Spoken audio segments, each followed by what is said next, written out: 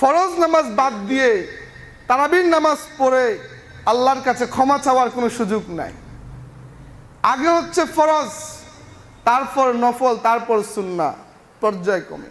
আমি ফরজ নামাজ না পড়ে, রোজা না রেখে যদি আল্লাহর দরবারে ক্ষমা চাই অথবা তারাবির নামাজ পড়ি, এই তারাবি আমার কাজে আসবে না। প্রিয় হাজিরিন, তারপর আমাদের যে কাজগুলি করা উচিত, আমরা পুরুষরা মহিলাদের কাজে সাহায্য করব।